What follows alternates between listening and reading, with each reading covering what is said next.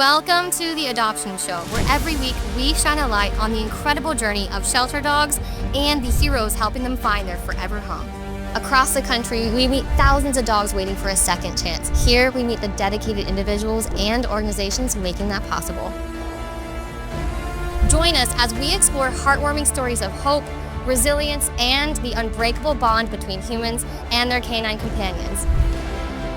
This is more than just a show. It's a movement, and together, we can make a difference, one adoption at a time. You ready, guys? Let's go!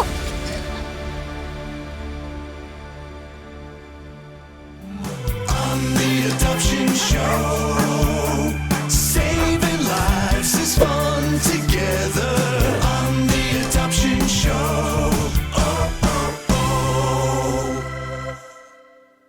I'm Amber Akar, and this is the Adoption Show, your weekly window into the world of pet adoption, where compassion meets action and tails can find their forever home.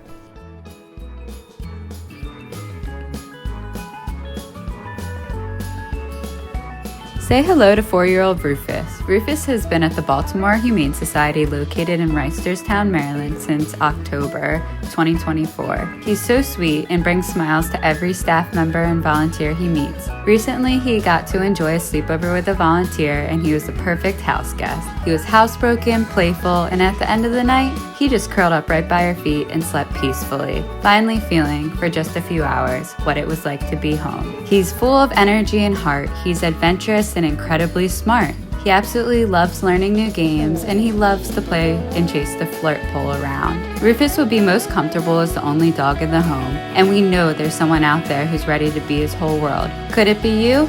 Come on down to the Baltimore Humane Society in Reisterstown, Maryland, and meet this lovable boy.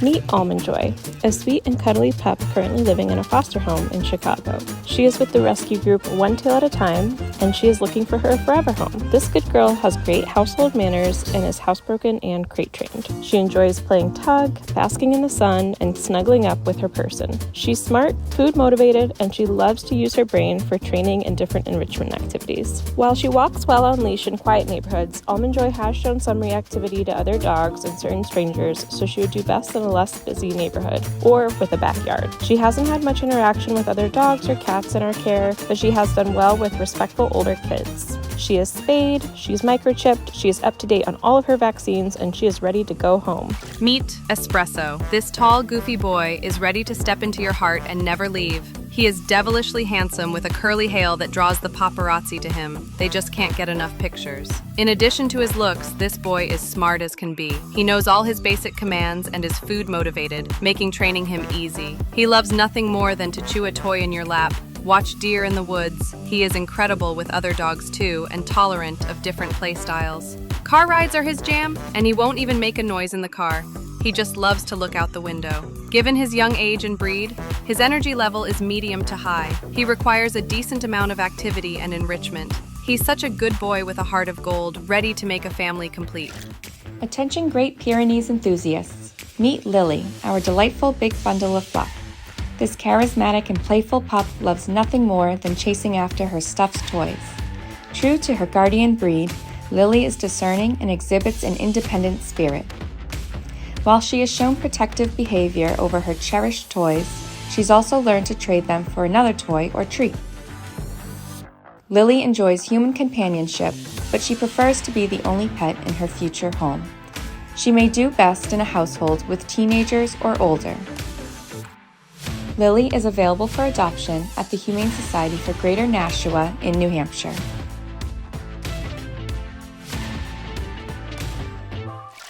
Hi, this is Sally from Jersey Shore Animal Center in Brick, New Jersey. She's a lover of all humans and is looking for her real forever home after being adopted out and unfortunately surrendered back to us. She's 2 years old and about 40 pounds, the perfect cuddling size. She has potential to go home with a docile male, or she can be loved as your one and only. Who wouldn't want to give all their attention to this sweet girl? Callie is up to date on shots, microchipped, spayed, and has her favorite toys waiting to go to her forever home with her. Please consider opening your heart to Callie and making her dreams come true.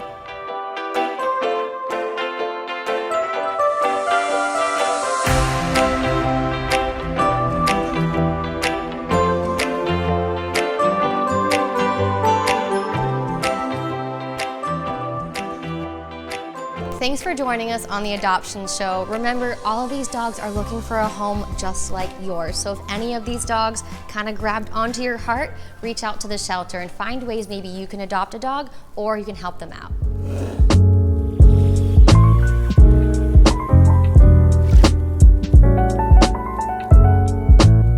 Hi, I'm Dr. Annie Harvillis, and welcome to Animal Wellness Centers. For the past 14 years, we've had a nonprofit Animal Wellness Foundation.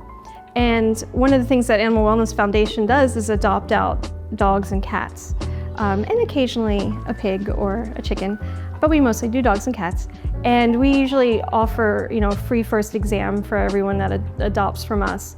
And there are a lot of veterinarians out there that offer that. And we will help other rescue groups as well by offering that service where we do a free first exam, because it is so important to get them examined right away and make sure they don't have any diseases that need to be handled. Preventative veterinary care contributes a lot to the long-term success of adoptions because basically it keeps animals healthy. And the healthier the animals are, the more likely they're going to have success in their new homes. Vaccines are very important because there are a lot of diseases out there that animals can get that we can prevent by just simply giving vaccines. Fecal testing is really important because a lot of animals have parasites when they're coming from shelters or situations where they're strays. So fecal testing is important, vaccines are important, and also dental care, of all things. It's very, very important to, especially when you have a young puppy or a young dog that you can train to let you brush their teeth. It's amazing how beneficial brushing a dog's teeth is for the longevity of their health. So I recommend toothbrushing. I recommend getting veterinary care and getting the fecal testing done and doing vaccinations. Integrated medicine is important because there are some ways that Western, more traditional medicine fails dogs.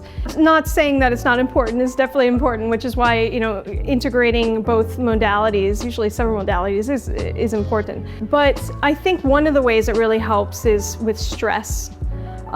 When dogs first get adopted, it can be a very stressful situation, and we don't necessarily want to give them a lot of traditional medications, like Prozac or Valium. That's a bit much for them. But there are some herbs out there. There are some techniques with acupuncture. There are techniques with therapeutic massage that can be really great for calming dogs in a more natural way. When you adopt a dog, if the dog is coughing, you should take the dog in to see a veterinarian because it's very, very common that dogs get kennel cough. And kennel cough, it's a catch-all term. It's kind of like how we say the common cold. I have a cold. Well, what do you have? You could have the flu, you could have this virus, you could have this bacteria. There's a lot that covers that. And it's the same thing with kennel cough. But a lot of the dogs, because they're usually kept in stressful situations in shelters, we can have issues where they get kennel cough pretty regularly. And sometimes they need antibiotics. Sometimes they can get rid of it on their own. Sometimes the fact that they are coughing and aren't getting rid of it on their own is an indication of something else going on, like parasites. So I do recommend getting any coughing dogs checked out. What I recommend to new adopters is to always go to their veterinarian right away and get a good healthy checkup to make sure everything's okay. I find that a lot of rescue animals end up with parasites. So I do recommend getting fecal tests done to make sure that you're not introducing any parasites into your home. When you adopt a pet, the first thing you should do is feed whatever they've already been eating. Because when you transition food too quickly, it can lead to stomach upset, vomiting, diarrhea. So whenever you adopt a pet, try to get the food that they've been feeding. And then when you decide what is best for your pet, and probably the best thing to do would be to speak to your veterinarian about that, then transition slowly over to the new diet. Don't do it too quickly. The advice I would give to new pet adopters would be to give your pet some time. When dogs enter a new home, they're usually pretty stressed out. You're not going to see the same behaviors in a dog that is new to your house as you will like after they've been with you for a month or 2 months. So give them time, give them lots of support, make sure that they know that they're loved, and try to start training right away with the peeing and pooping, because that can be an issue if they, the house breaking. I think just giving them time and knowing that, they are pretty stressed out. The other thing is, I do recommend, seeing a veterinarian to make sure that they are healthy. And usually doing a fecal sample is a good idea, because sometimes I find people will come to me and they say, oh, this dog is so calm and relaxed, and then we do a fecal test and they have like 3 different parasites, and we treat them for the parasites, and then suddenly they're like hyper as can be. So I think getting good veterinary care helps when you get a new dog, and also just giving them time.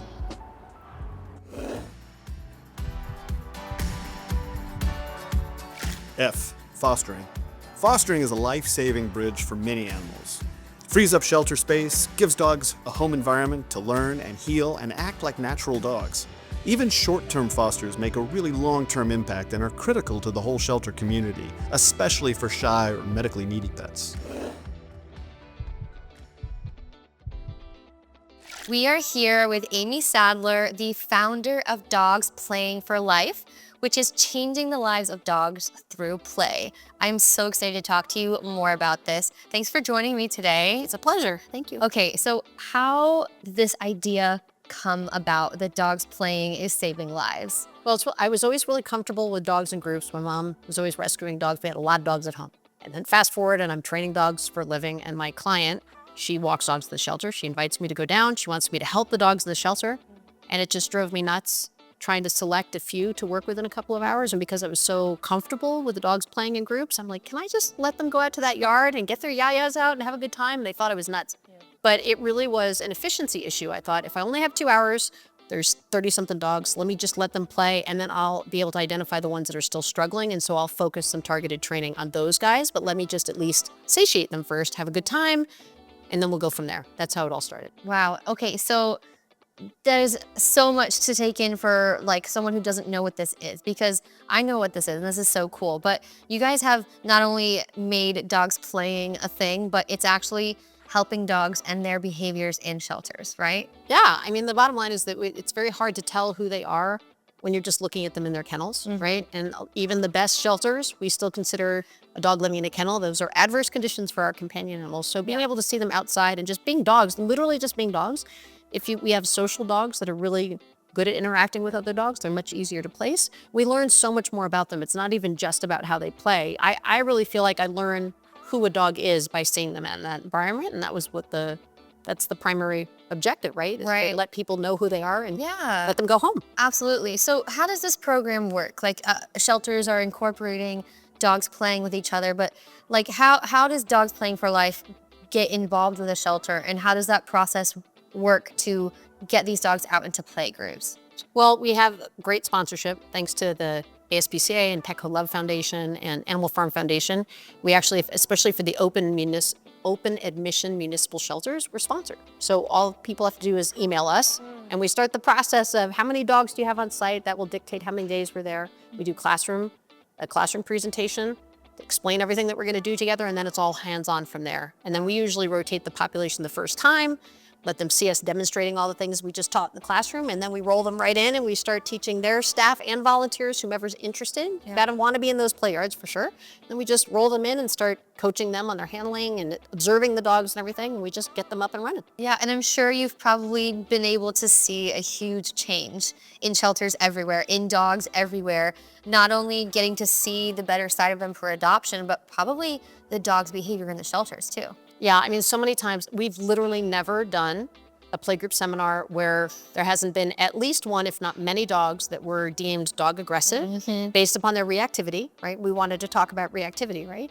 So, all that stuff, all that behavior on leash or behind a barrier, we just know that does not accurately predict whether or not a dog can be social or not be social with other dogs. It's not how you can tell.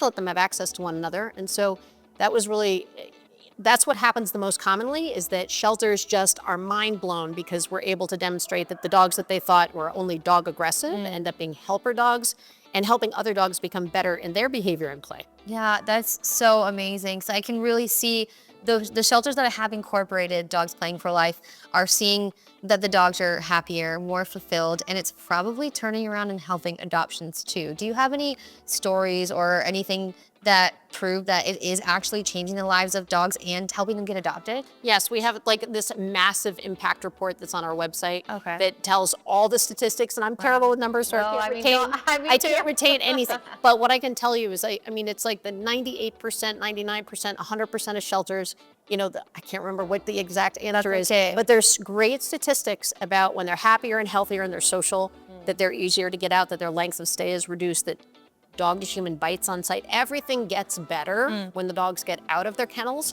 and they get to play together. And not all dogs love playgroups. Right. You know, you just give them a chance to show you how they feel about it. We just don't want people making assumptions about how dogs are going to feel about playgroups.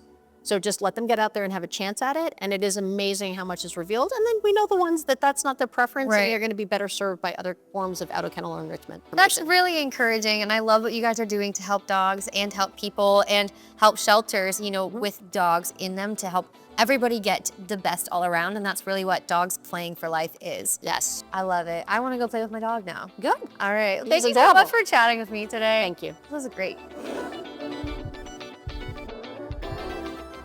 Dogs waiting for their forever home are coming up next. Stay tuned.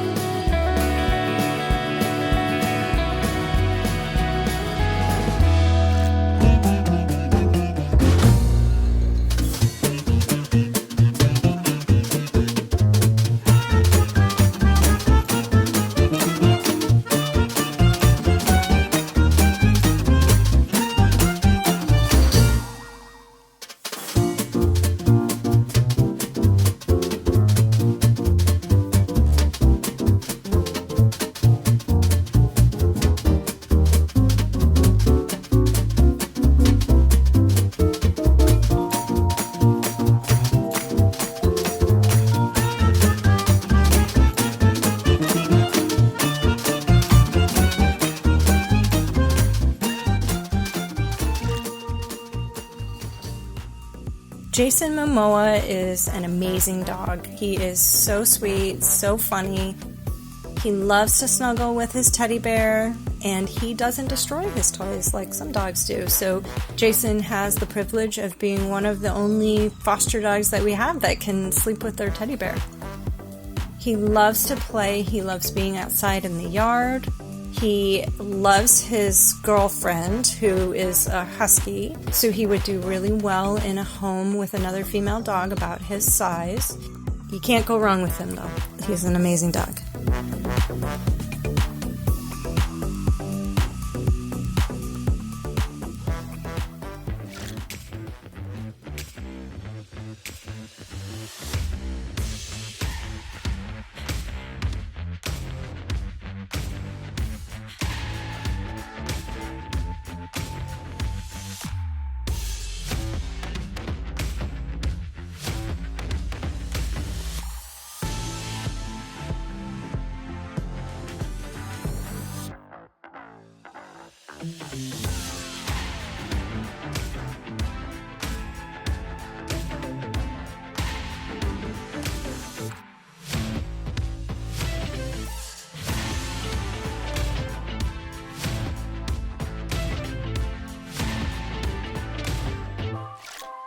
Meet Delilah.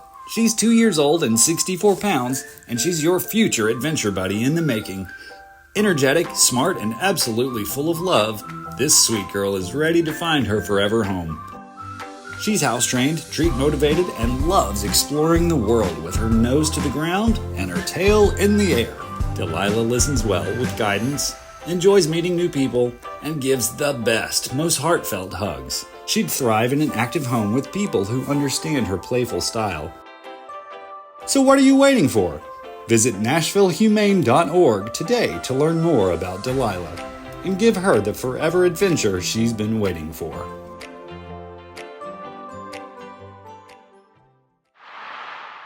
Victoria Stillwell's adoption tips. Here's a tip.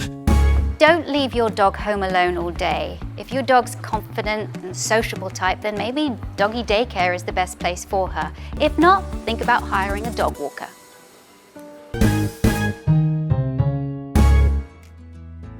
Adopt a dog through the Adoption Show and receive an exclusive welcome kit.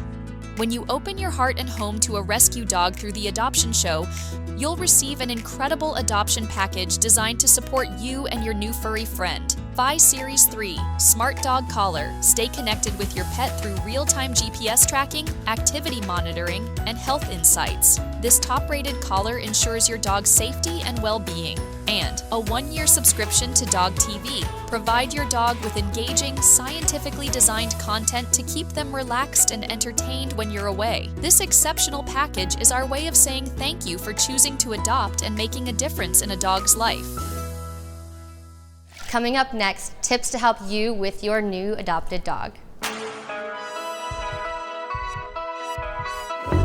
Dr. Courtney Campbell. Yes. How can adopters build a strong and lasting connection with their new pets? Strong and lasting connection is the key. And my most important advice is simply be present. Be present in the moment. Save time for exercise. Save time for cuddles. Save time for relaxation, because that's what it's all about. Because during those times, you'll get to know your dog's normals, and the abnormal will be more obvious. But most importantly, that bond, create a connection between you two that is simply unbreakable. That's right. So good.